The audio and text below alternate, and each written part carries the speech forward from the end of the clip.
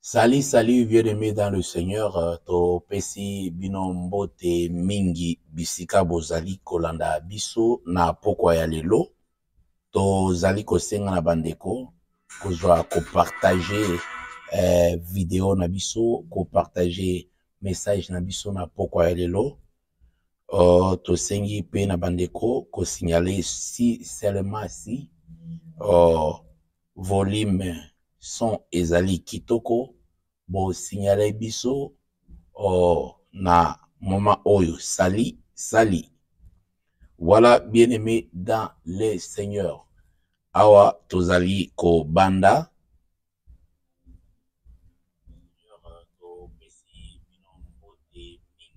Voilà, je crois que volume na biso, son na biso ezali kitoko, nzambe azwa lokumu.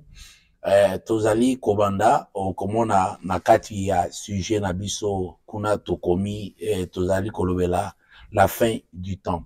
Pourquoi pas tolobela la fin du temps parce que tozali obligé en tant que église, en tant que ba oyo bazali kotanga makomi na nzambe parce que événement pour le moment actualité ezali oyo tozali kolanda. Merci pasteur Doudou, babison ezali malamu mingi. Alors, bien-aimé dans le Seigneur, tobandi tout d'abord na prière comme d'habitude.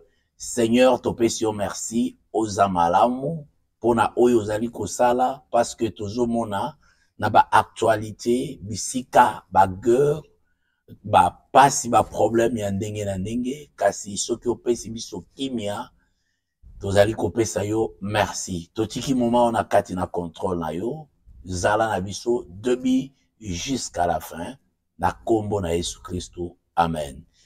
Alors, tobandi bien-aimé dans le Seigneur, toujours ndenge tobandaka, bambote ebele na ba bébé nyonso oyo babotami lelo, ba oyo babotami lelo na ma maternité partout dans le monde, bazala le bienvenu. Sans pour autant ko obosanate ko kende koloba ke na bon anniversaire babi vaut mieux tard que jamais. Bon anniversaire na Mami la blonde Pongo, Nzambe aiba na kobatela yo kobakisela pe mikolo ebele la blonde Nzambe apambola yo. Voilà. Tozali ko kende kopesa lisusu kotika ba orphelin ba veuve partout dans le monde parce que tant on a ba guerre, c'est-à-dire que ba papa ba maman bazali kotika bana baza kotika na kati ya balabala eza kosenga église ngai na yo to bondela pona tuna na bango parce que le temps est dur.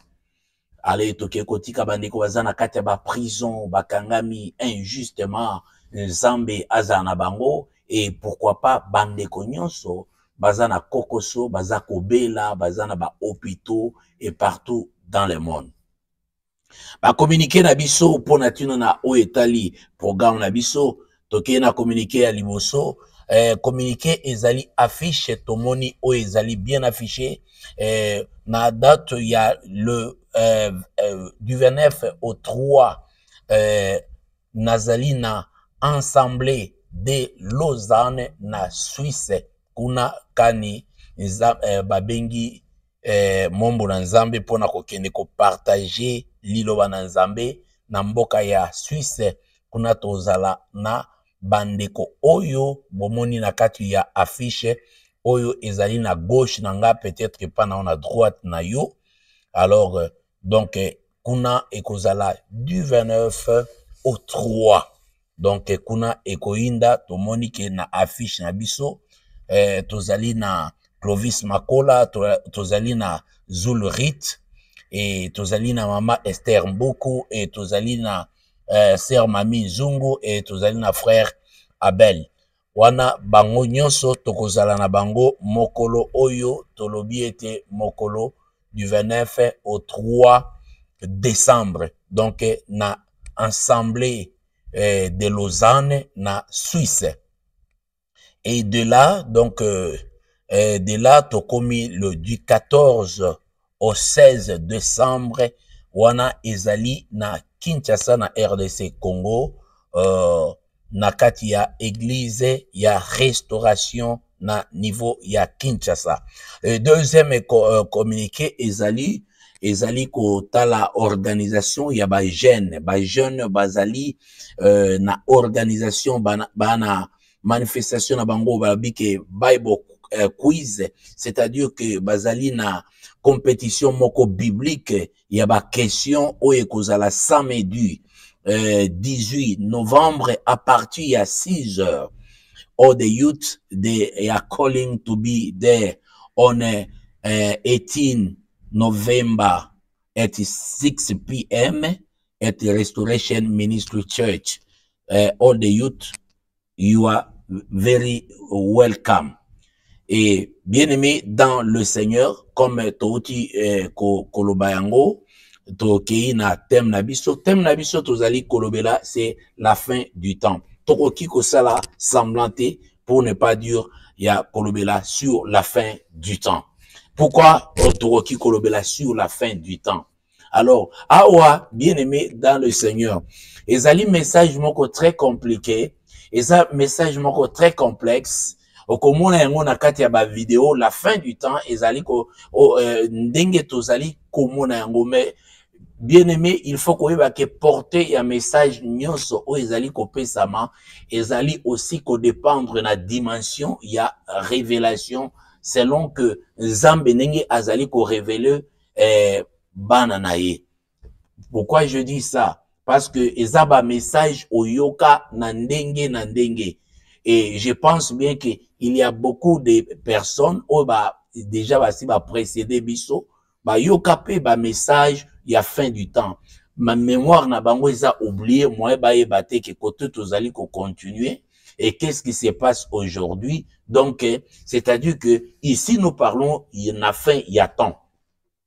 Message oyo nazali ko tozali ko kene par la grâce de Dieu pour na kolobela sur la fin du temps. La fin du temps tozali kolobela ao ezali temps nini, et il faut se poser aussi des questions à un moment donné quand nous parlons de la fin du temps. Tokozwa makomi na Nzambe, et en dehors il y a makomi na Nzambe, il y a ce que Dieu nous donne comme la révélation, parce que nous avons l'esprit de Dieu pour discerner le temps. Alors, quelle est la définition ou bien la fin du temps par rapport na yo?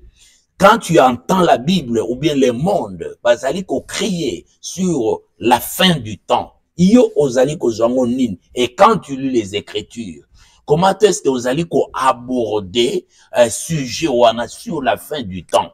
Au juste penser y a esprit sur la fin du temps ezali nini. Par rapport de ce que nous voyons aujourd'hui. Parce que, quand il y a fin du temps, on nous dit qu'il y a des signes. Oyo epesamaki pour la fin du temps. Mais, ce qui total y a très bien, par exemple, je prends un exemple ya signe moko, oyo ezalaka mingi caractérisé na fin ya temps. Ezali, par exemple, signe ya guerre. Bien-aimé dans le Seigneur, c'est ici qu'il faut ouvrir les yeux. Et la guerre dont on nous parle, ezali, guerre physique. Est-ce que, parce qu'il y a la guerre physique, il y a aussi la guerre spirituelle, où il y a, donc, guerre est à un niveau, n'a pas option ébélé. C'est pourquoi, bien-aimé dans le Seigneur, tozolinga tokota tokende na oyonga na yoka kana 1980 on a yoka nde na tikala na kanga bongote. Non, tozamai. La parole de Dieu ezalima, et c'est pourquoi la Bible, ce qui est à bongo, tokoki kote ya sous Matthieu 7:7. Parce que était yama déjà. Et tokoloba ke ekomi démodé. Pourquoi ezalaka démodé te? Parce qu'il y a toujours la révélation. Et parole wana ezali applicable selon génération à génération et selon ba contexte et génération. Bien-aimés dans les seigneurs, la Bible dont nous prêchons aujourd'hui, ce que kotala ba fait nango nyonso, cette Bible, il n'y a pas ces technologies na kati ya Bible wana, Instagram ezate, Facebook ezalite, nini ezalite, mais Bible ezali adaptée. La parole de Dieu est adaptée na kati ya ba circonstances, pe na kati ya ba temps nyonso. Parce que Nzambe aza na kati ya temps te, il est lui-même le temps. Aza tout, aza nyonso. Et c'est pourquoi, bien aimé dans le Seigneur, un prédicateur, il faut à comprendre que na puiser pendant temps oyo, bien aimé. Je sais que il y a des églises où balobaki que l'année 2000 ans, ça sera la fin du monde. Ceux qui ont informé, peut-être aux acquis bébé, peut-être aux acquis immatures, peut-être aux acquis au colina noté, mais on avait fixé, il y avait deux revues qui n'est qu'au consulter. Maintenant, quelque part, on consultait que, baba qui 2000 ans, c'est la fin du monde. C'était la fin du monde 2000 ans. Et il y a eu des prédicateurs, il y a eu des prophètes, il y a eu des gens qui ont circulé ces messages, et nakati, les longs, ceux qui totali, naba internet, naba nin, vous verrez que ce que nous disons, ce que nous déclarons, tozala ki bana, à peu près, pas seulement penza bana, penza mikete, à ce moment-là, ozoye ba kebalobi que non, makamonyon, ce système, nyon, son zam, yesu directement, azakoya, 2000 ans, c'est fini.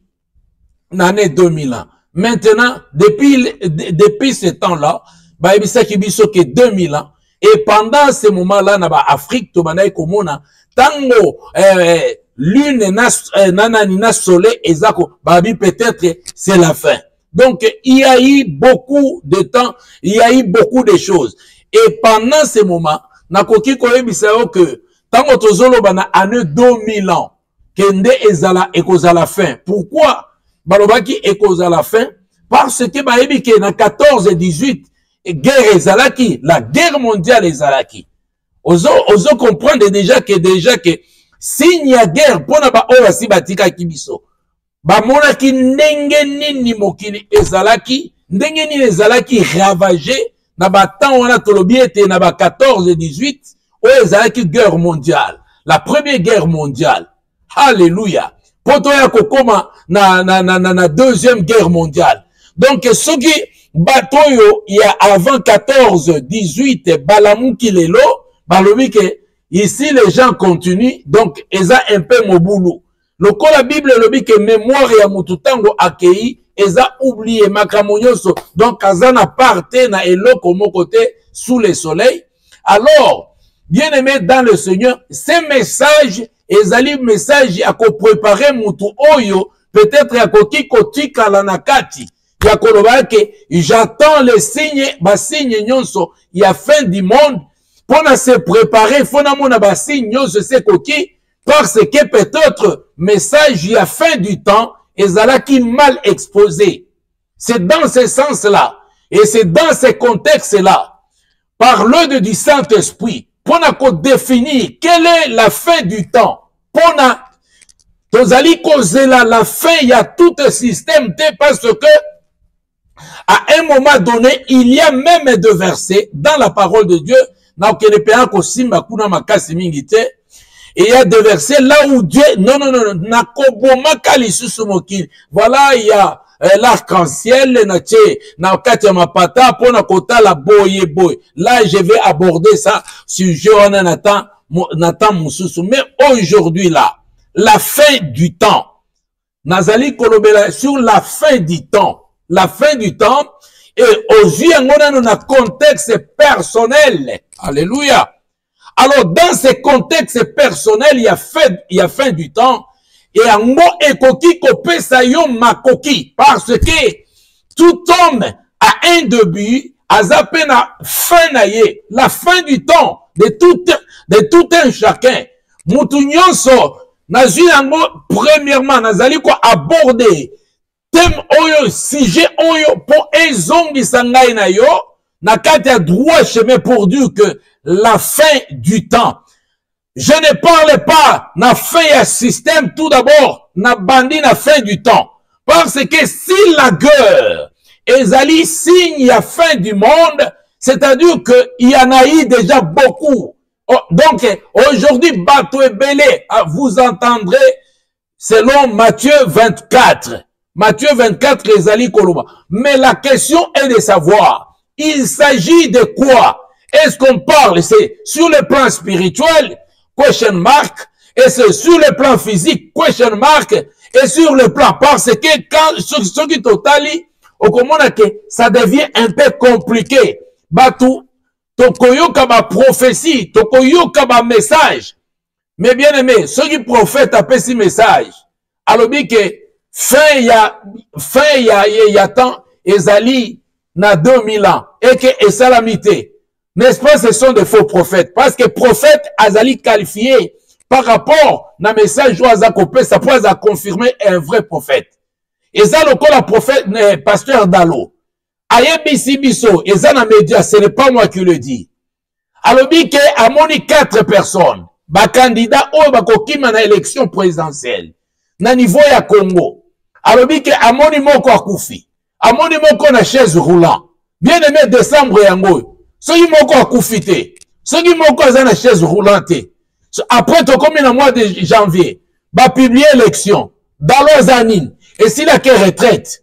C'est-à-dire que il ne faut pas kotia makamwa nzambe, kotia penser na yo. Si Dieu n'a pas dit, il n'a pas dit. Et si Dieu a dit, a dit. Les gens retiennent. Totali Esaïe a lobby à prophétiser et il y a des choses qui arrivent. Il y a des choses. Alors bien souligné que ezali décision yanzambe, c'est-à-dire décision yanzambe, même yemoko koka ko changer en côté. C'est ainsi dit le Seigneur que ekosale mabongo. Je ferme cette parenthèse. Pour la colère, il y a eu beaucoup de prophètes. Il y a eu beaucoup de gens qui ont prophétisé que année boye, année 90 ekosala boye. Mais il n'y a rien qui s'est passé. Peut-être, bien aimé dans le Seigneur, on n'a pas bien maîtrisé la pensée de l'Esprit de Dieu. À ce qui concerne tout d'abord, pour te véhiculer un message sur la fin du temps. La fin du temps est qu'on a caractérisé Nanine. Et c'est pourquoi tu verras qu'il y a des contradictions. Signe à 666. Et c'est Kotaki, Bamoussou Sorabi, Ezakoya, Bamoussou Baza. Donc, on ne sait pas se situer. Maintenant même là. Et c'est pourquoi, bien aimé dans le Seigneur, et tango tozali kotala, je voulais aborder thème oyo ngai na yo na aide ya Saint-Esprit, toza ba lecteur, ba oyo baza ko méditer parole ya Nzambe. Premièrement, tango tozali ko aborder yango sur le plan personnel, yo moko tout d'abord, la fin du temps, ya yo moko. Kokene nangote, il y a destruction, il y a mabele, il y a destruction, batunyonso. Alors, bon, tozali kokota sikon attend, il y a persécution, guerre, il y a Armageddon, tout ça, bien aimé dans le Seigneur. Est-ce que tout cela sera physique ou spirituel? Question mark. Mais ce qui est important pour le moment, pour Nangai Nayo, ils ont aborder tout d'abord ça, sur le plan physique, et pour Nayo. Et na kati ya contexte oyo ngai na yo tomite na kati ya contexte oyo la fin du temps parce que il y a un temps oyo mutu ye moko esi ekatamaki. Bien aimé, je voyais encore foule ya batu et na kati ya batu nazali komona bango nyonso bazalaki na ba chiffre na kati ya elongi na bango 10 chiffres. Et ces 10 chiffres, quand on pose la question, avec oyo ezali temps, ezali date ya mutu na mutu oyo akotika mokili oyo. Bien aimé, batu nyonso wana bazalaki na date moko te. Mutu na mutu azalaki na date na ye. Tili yo nanga tovandi, mutu na mutu aza na date na ye ezali invisible. Ezali na elongi na mwasi na yo aza na yango, mobali na yo aza na yango, bana na yo baza na yango. Mais etikali caché, yango bonzambe yango wana. Bonzambe ezali esika makambo ebombami. Bonzambe eza koboma mabombami, eza mabombami. Maintenant Dieu révèle mabombami wana et pas ba oyo ye alingaka pour être bas se préparer en conséquence. Bien-aimés dans le Seigneur, nous ne sommes pas dans une église ou bien tozali quelque part, enfin que bien-aimé tobanda toye fêtité. Il faut que tout se prépare. Ce qui tozali ko se préparer na destruction massive. Il y a un monde entier, bien-aimé, loin de là parce que il y en a beaucoup oyo basi ba lobeli yango. Mais je viens aborder ce sujet par le du Saint-Esprit pour te dire que bien-aimé dans le Seigneur, que vous verrez beaucoup, il y a beaucoup de choses. Par exemple, est-ce que nakoki koloba tolandi image o muke, bon toloba ke est-ce que ce n'est pas la fin? Est-ce que zali fin ya batu oyote quand ces choses se passent? Est-ce que ce n'est pas leur fin? Voilà.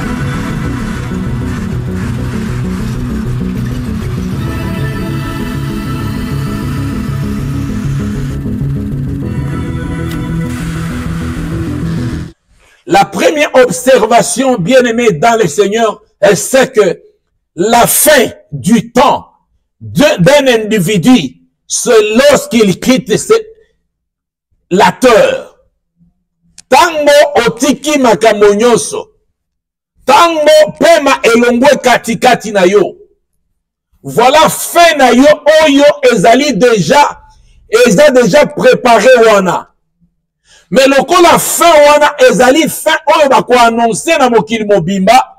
Bakomi yango kuna na calendrier balobi ke voilà bato nyonso baza kokende na 2035 bango nyonso bazali kokende kokufa. Alors mutu nyonso ta bazali arabi attention bokeba na 2035 n'attendez pas 2035 parce que aujourd'hui nenge tozali boye ezalaki fin ya batu moko boye bazali susu par na moite. La première observation c'est ça. Pour être église et se préparer. Pour être batouba se préparer. Pour être bas s'approcher à Seigneur Jésus-Christ. Bozali kotinda bango dans le futur. Et que batouba zali ko accumuler mabe na mabe parce que nous avons encore du temps. On nous a dit que voici les signes. Parce que guerre, banzala, tremblement de terre, tout ça quand tu lis Matthieu 24, tu verras que tout cela est le commencement de douleur. Et Zakaka, ce n'est même pas la fin. Guerre, ezali signe à fin te. Ezali commencement de douleur. Lisez ta Bible très bien. Alors, tango yoza kotina mutuke ezali na moka kaibandil. Akole bake nazana nonatan. Nazana nonatan. Mais la lingi kozongi sa ndeko moko koebiseke. Tant na yo eza par rapport na ba guerre te parce que na kete ba guerre fin ya temps ya batu mususu ezalaki na bana bakei na Gaza bana bakei na Israël bana bakei na Congo bana bakei ba papa bakei ba mama bakei bien aimé tant na bango esuka kiwana donc tant ya mutu ezali kosuka tango atiki mokili oyo. Tant ezali kobanda tango mutu akoti na kati nde oyo toza na contrôle na yango. En dehors de ça toza na contrôle ya eloko moko te. Ozana contrôle nenge olamuki lelo. Ozana contrôle nenge obimaki ozongi. Mais ce que olali pongi ozana contrôle te po oyebite soki okolamuka. Ou bien tana yo ekomi na suka. Donc mutu na mutu azana tana ye. Et ici nous abordons la fin du temps par rapport à vie na yo. Par rapport à vie na je lis la parole de Dieu. Dans le livre il y a Matthieu. Voilà. Matthieu chapitre 24. Je vais juste lire le verset 3. Il s'assit sur la montagne des Oliviers. Et les disciples virent en particulier lui poser cette question. Dis-nous, quand cela arrivera-t-il?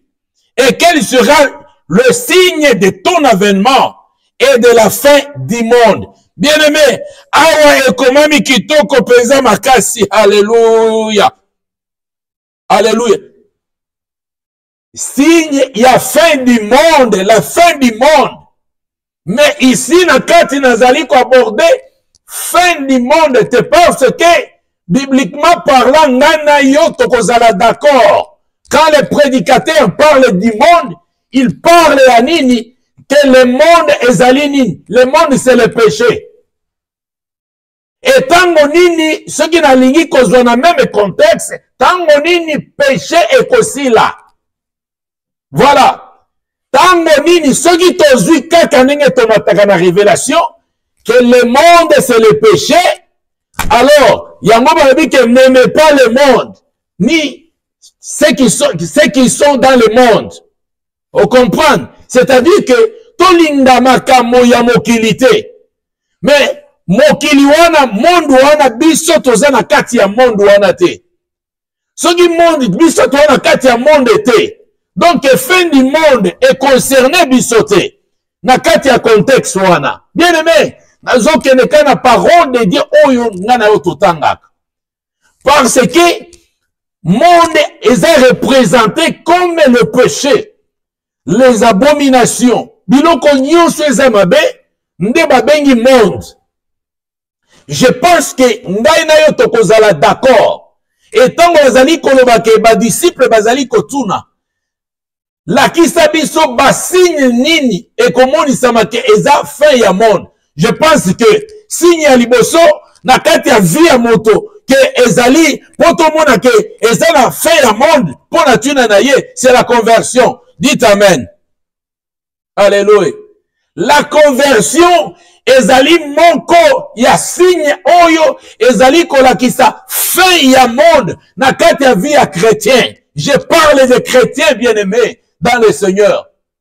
Fin ya monde na kati ya vie ya moto ezali kobanda tango moto andimi Jésus-Christ comme Seigneur et Sauveur. Alors akabwani na péché, or le péché c'est ce qui représente le monde. Alléluia. Donc voilà comment nazali ko poser base sur enseignement nanga sur la fin du temps.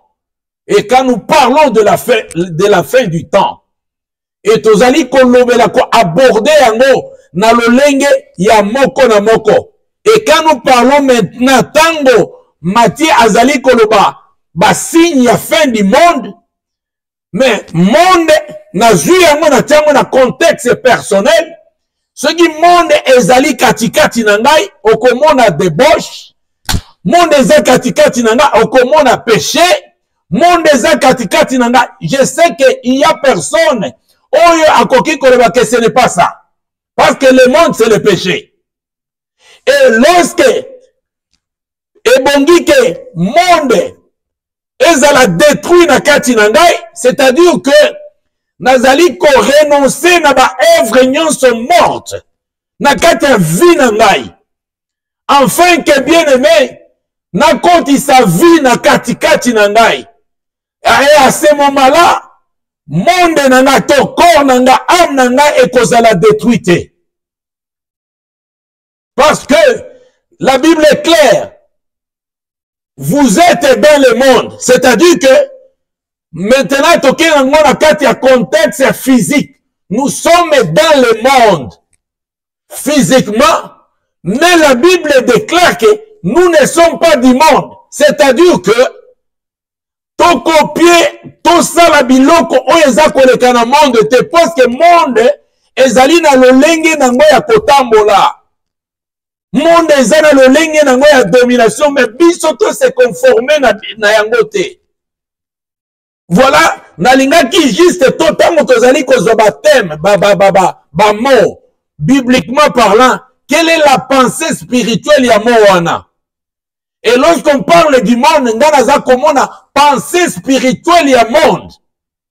Et cela est qu'on permettre ngana comprendre verset et penser ya Saint-Esprit par rapport au verset wana. Mais ce qui n'a kei kozongo na ba contexte, ndenge batu nyonso bazali koloba, donc on a comprendre eloko mon côté. J'attends la fin du monde. Alors il s'agit de quel monde? Oh, la Bible me dit qu'il faut na détruire monde na combatis na yango. Na ko détruire yango ndenge nini? Na ko zomanduki na bandi ko détruire monde. Non. Parce que le monde c'est le péché. Donc il faut na détruire péché na kati na ngai. Parce que corps na ngai ezali temple ya Saint-Esprit. Voilà. Donc il faut na détruire yango na kati kati na nga. C'est ce qui fait que, bien aimé, la compréhension, bien, qu'on peut sa parole et en zame, et ça qu'on dépendre la dimension et la compréhension, sinon, bien aimé, toko peut sa ba hérésie et pas une abatu. Parce que ce que Dieu cherche, Nzambaza kolukani, Nzambaza koluka avanda, parce que asi atiki trône avani na katikati ya mutu.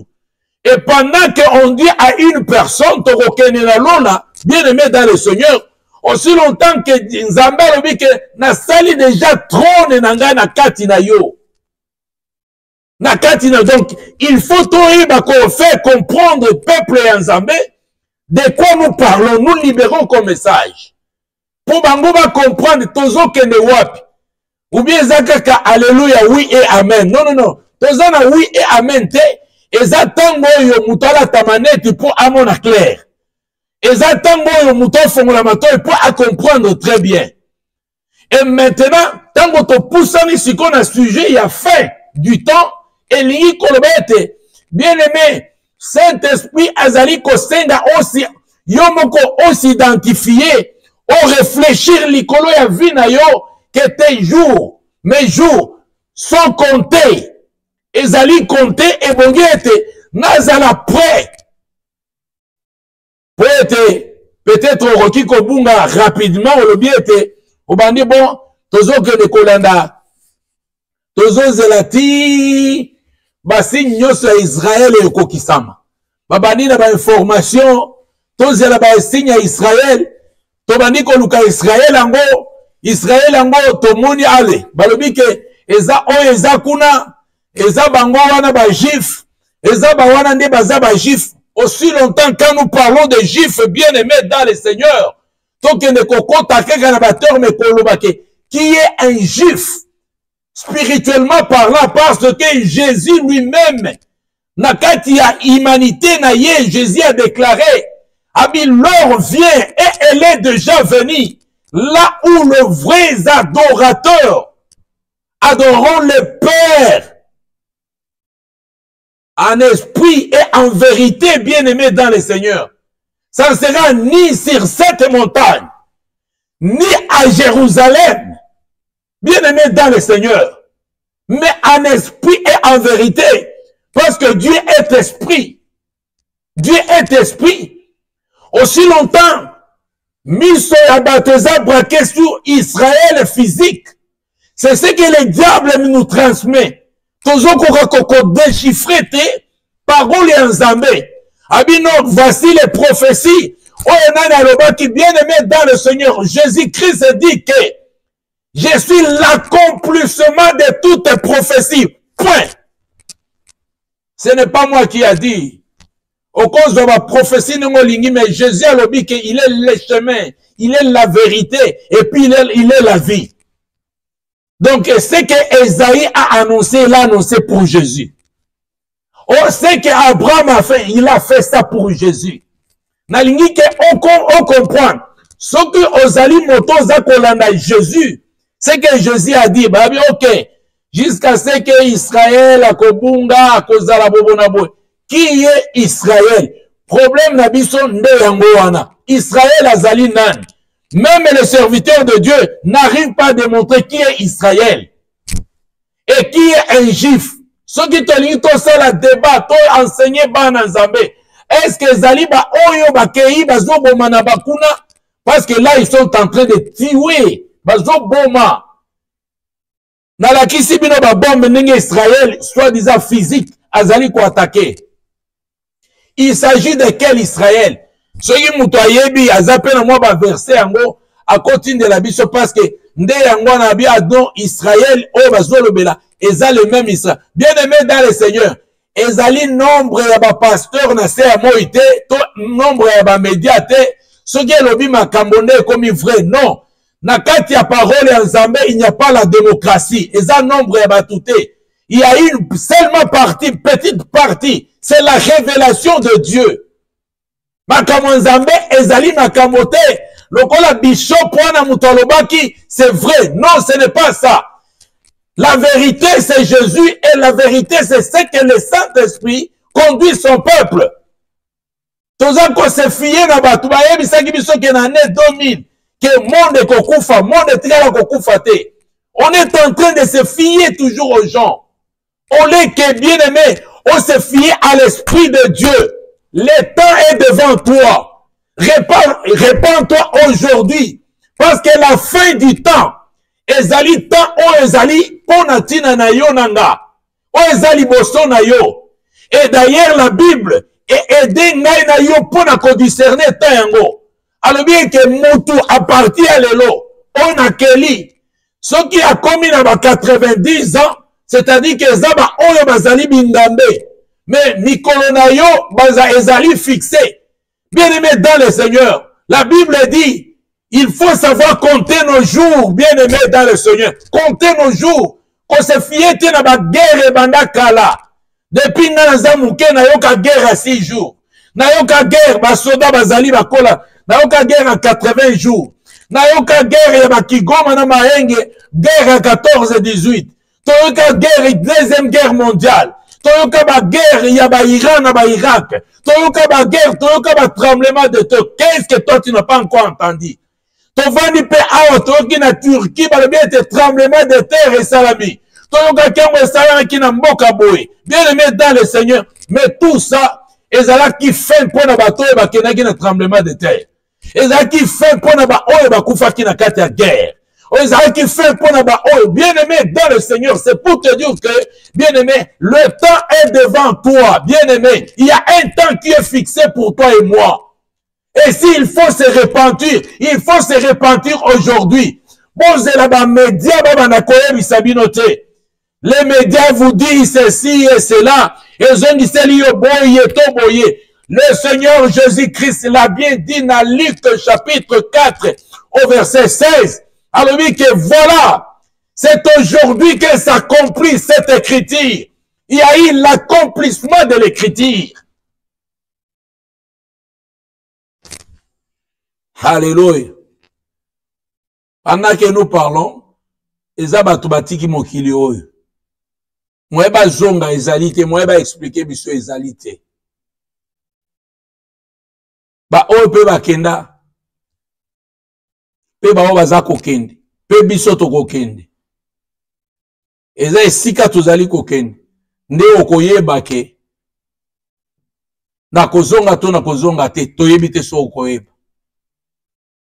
Abi pasteur Azoloba makamonine. Non, qu'on se dise la vérité. Tozali kotalana. On se préparer les lots. On se préparer les lots, na se préparer les lots. Fin du temps, ya ngai na yo, ezali mokolo yo pe mano ka. Ekei, eza fin ya temps na yo.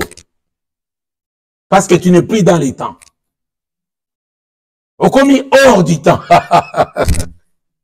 Tu n'es plus dans les temps. On commis hors du temps. Kozela bilembo ya suka te bilembo nini ozozela. Parce que na kati ya nzoto no okutani na ba persécution ya makasi. Ba bébé ba botama ki lelo ba musu ba kufi lelo. Donc, bango bazaki kana moi, quelques secondes, bien quelques minutes, il y a temps. Oye pe sambela ki bango. Bakei esili. C'est fini, c'est intérêt, c'est fini. Mais moi, oubliez. Bamuso pendant que to, baza kolela ba parents, baza kolela bana, baza ko tant bien aimé dans le Seigneur. Ndenge toyaki mutuna mutazo zonga ndengwana. Maintenant, il faut se préparer en conséquence. L'église, tokoki kotika la même sorte, il y a enseignement, le signe de la fin du temps. Tozo c'est la marque de la bête, distraction. Prépare-toi aujourd'hui. Tanayo est fixé. Ozela kati, ba marque de la bête. Au komi ko calculer, ozela ba 666. Ozela ba guerre ya Marguedon. Na éviter ce qu'on bunda, toko bunda, toko zala soda, toko zala soda.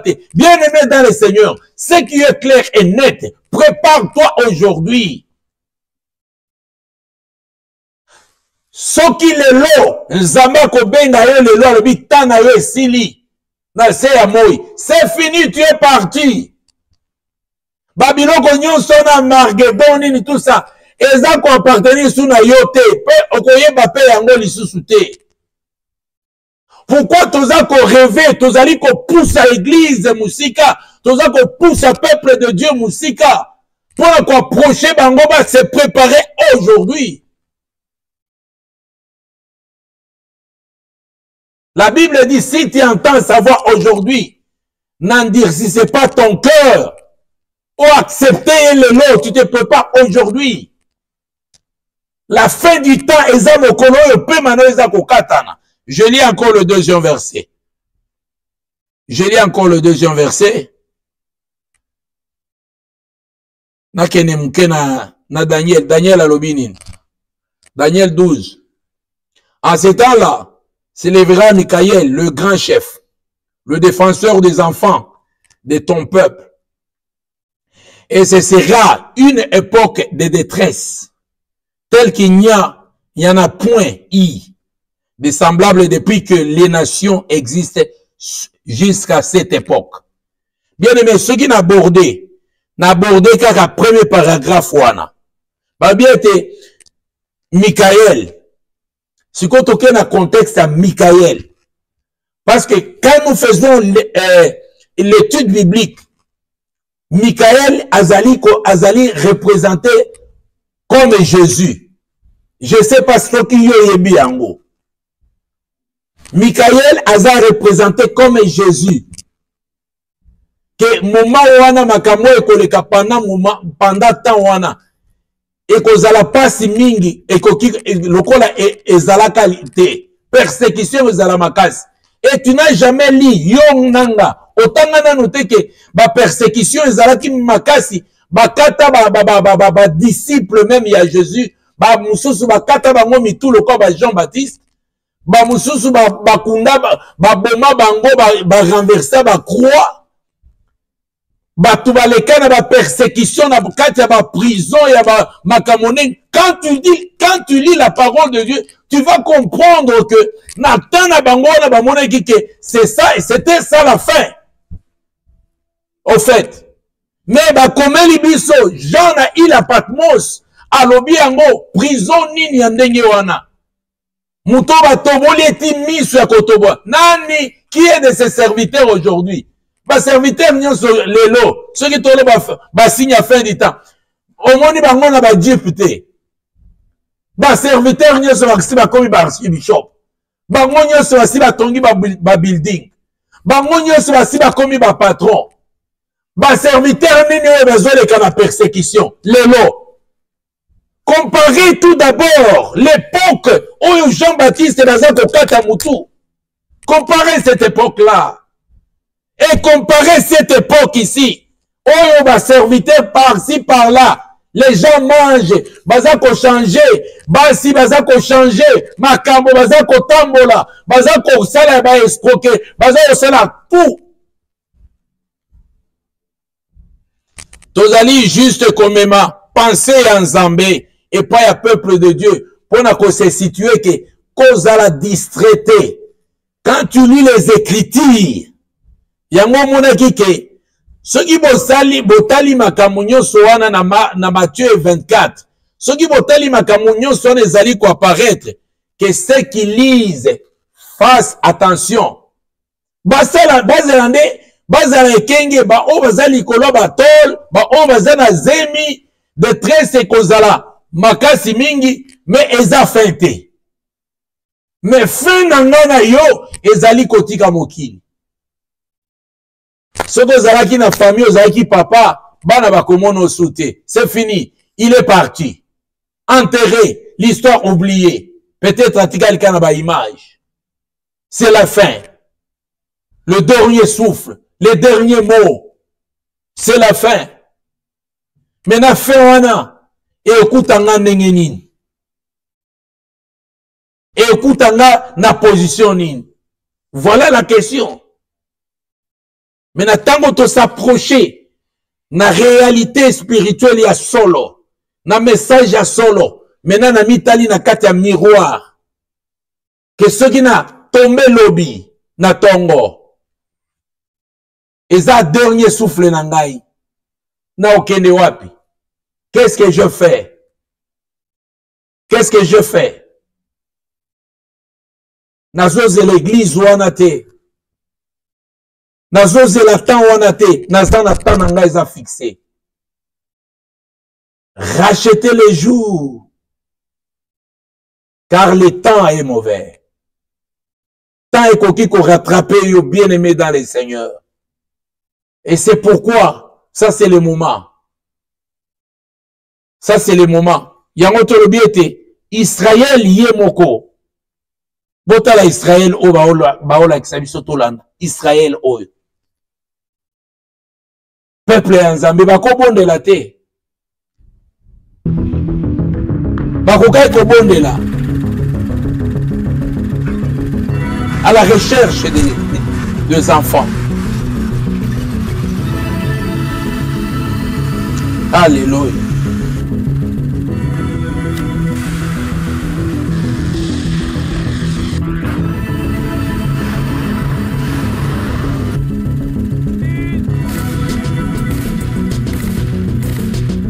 Si on a zongi na kati ya mboka nanga, esala nga passe.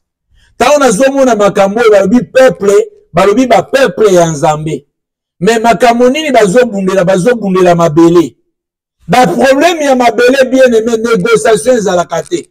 So muto aza na intention ya koboma yo, ato sali ndenge na oboma yo. Soki yo ozwi a osali attention te akoboma yo. Bien aimé dans le Seigneur. Kaka ndenge toza babi déclarer guerre. Bien aimé, pour protéger ma belle, bazo bomelo na batu, population eza kokufa, batu bazali kokufa. Nazo keneka na négociation. Babomi mwasi na yo, na oke na négociation. Babomi noko na yo, na oke na négociation. Bakoya koboma yo. Bien aimé dans le Seigneur, il y a des choses ba raisonner à kutute. Israël a raisonné te, attaque à mouke et bandaki babomaki 5 personnes. Guerre et kotimbala moko. Wapi bien-aimé dans le Seigneur diplomatie. Wapi diplomatie. Diplomatie et ya katango déjà. To betani makofi. Muto sentir yo neba to abani kolela munoko mboka. Nde siko babani ko koluka diplomatie. Risi na Ukraine. Guerre bandi. Batu bakufi. Ba building e koi. Nde siko batu babani ko kela diplomatie. Bien-aimé, mutakoti na ndako na yo, abomeli mwasi na yo, abomeli bana na yo, obani ko kena na diplomatie. Bien-aimé, ça ne se fait jamais. Ezali kamo mabele. Quand on tue chez toi, il faut se lever. Négociation yon so sima. Na éviter sur le lobby mabe. Parce que na moni yango, en tout cas, un exemple est bien, au babengi peuple de Dieu. Soit entre parenthèses, entre parenthèses. Peuple de Dieu. Mutakoti nanda kunayo, abomi akati mwano mutu. Aji mwasi na yo, akati mutu.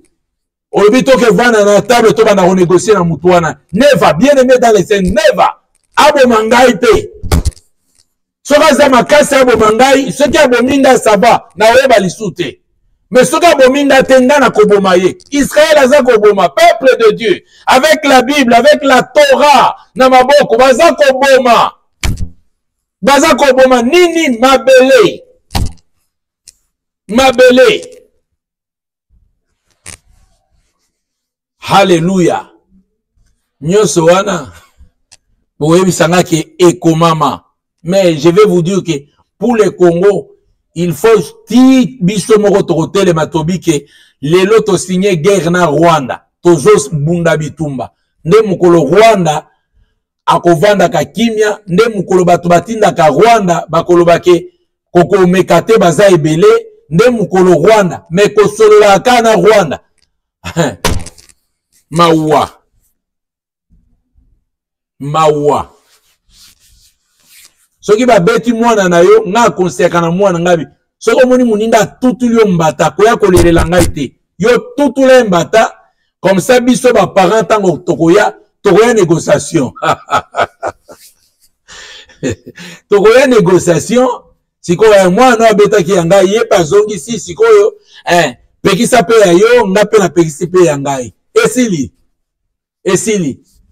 Soko zoe bisaka mwana na yo mikolo nyonso keno soki babeti yo mbata kobeta te wane komi Jésus bapesi babeti yo koto pesa pe lisu koto makambo ya Yesu wana bango moko bana ya Nzambe basali yango te babeti bango pe bazongisi bafrappe bango pe bazongisi babomi bango pe bazongisi n'est-ce pas okoye bisanga bango baosali la Torah dent pour dent et pour œil.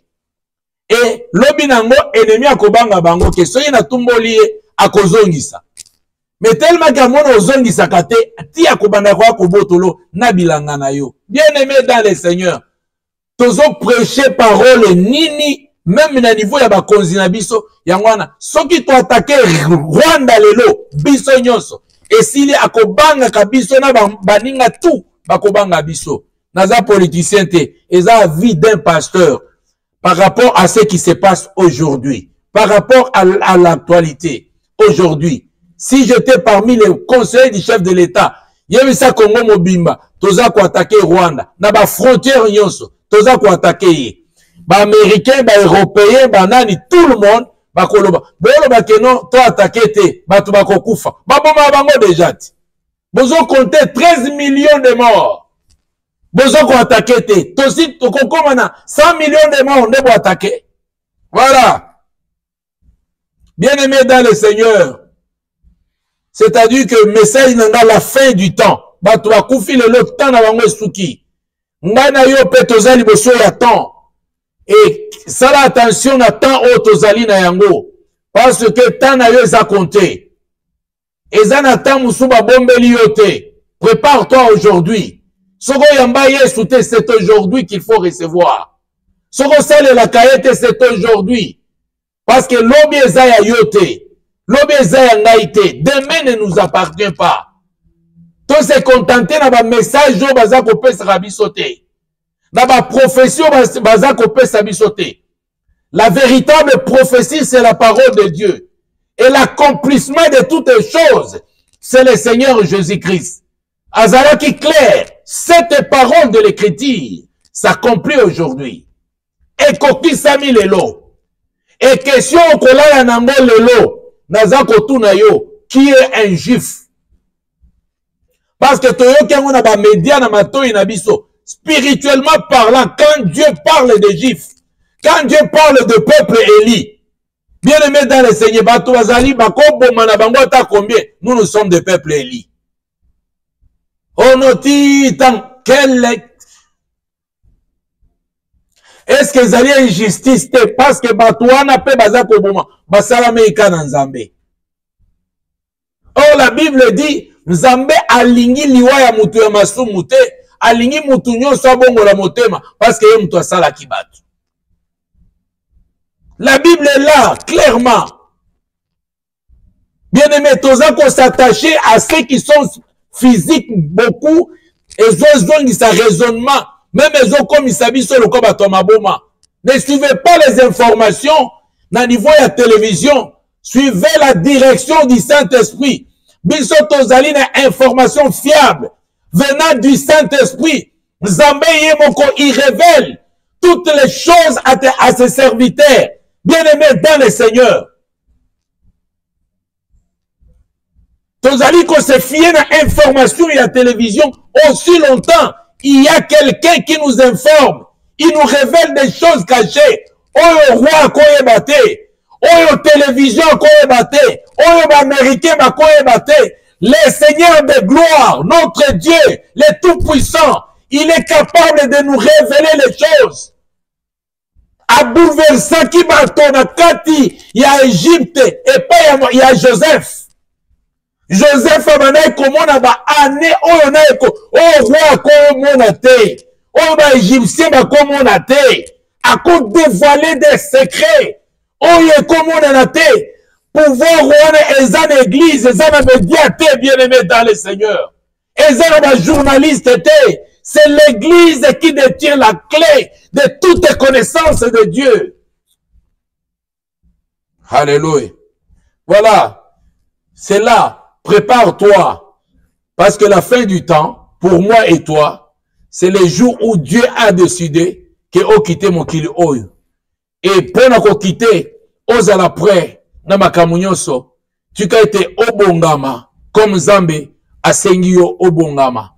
Alors to kei ko bondela Nzambe, na biso, to kuta mukolo na vendredi, to zo bondela, o tuki message na kati ya maboko na Nzambe, tala conduite na yo, tala lolenge ozali.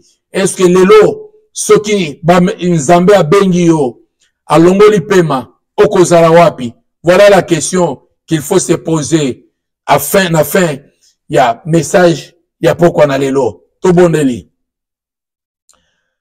Saint-Esprit merci parce que ozali ko libérer message na yo et pas ba minorité oyo aussi osela ki bango. Parce que quand on parle d'Israël, cher Saint-Esprit, je vois, nazali komona seulement, ba oyo baza marqué spirituellement, oyo visible te, parce que révéla ki yango na kati livre ya Actes des Apôtres, olobaki ete, omona ki ba gifle mokolo oyo yo kitaki Saint-Esprit, olobi que au monaki ba jif y a toutes les nations de la terre. Bazala qui ces jours-là, babanaï ko parler en langue. Et je crois à ta parole. Et je crois à ça. Nazali ko identifier jif Israël. N'a pas moko géographique te. Mais spirituellement, c'est ce que moi je vois. Cher Saint-Esprit, aider ton peuple à comprendre ta parole, à discerner le temps et les moments, Esprit de Dieu, et à éviter toute hérésie et toute parole que Jésus-Christ n'a pas commandé et les a appliquée.